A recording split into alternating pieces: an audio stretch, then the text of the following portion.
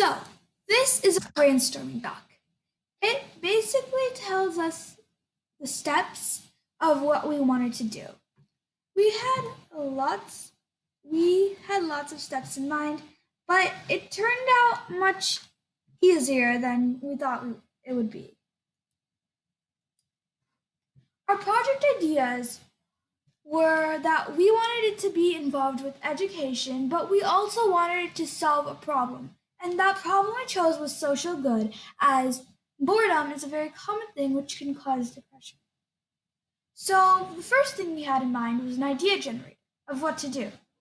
But apparently it was already used, so we thought of a hobby finder next, which we obviously used.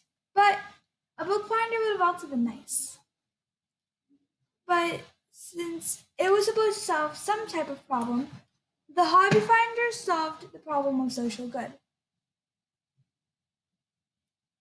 The possible languages we used could have been Python, JavaScript, HTML, and CSS. We didn't use JavaScript though, we stuck to Python, HTML, and CSS. Our quiz brainstorming was basically we were going to list out a bunch of hobbies, as much as we could in 30 minutes. And then on the quiz, there's like on a scale from 1 to 5, or there's actually a question that gives you like multiple choice answer. So we did this, and then we kind of put it as subgroups under the topic of pottery or painting or drawing and sketching. So this all will make much more sense in the spreadsheet. The spreadsheet basically used these numbers and created a score, as you saw in the quiz. So the spreadsheet, if we could open up to it. So the spreadsheet, we actually wrote it out, and we decided the best way to actually code this into the program would be to use some kind of like score. So so we looked at these different logistics, and we thought of what would be the best way to do this. So as I was we thought of different ways we could have coded this, and this we kind of made a spreadsheet and put our final statistics. And if we skipped over to the Python code tab, where we actually coded our Python with Replit,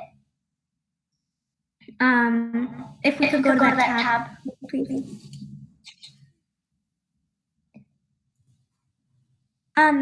So this is where we actually coded it.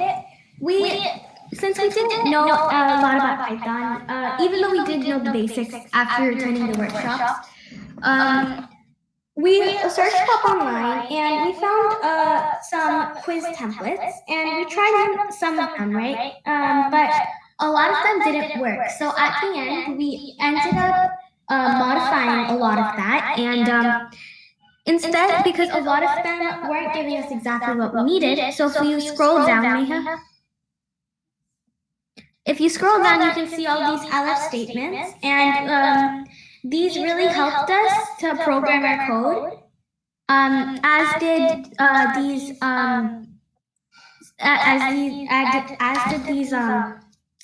other the shorthand operators. This is what I was talking about earlier, the score, which determined what hobby you would like based off of your answers that you chose up here.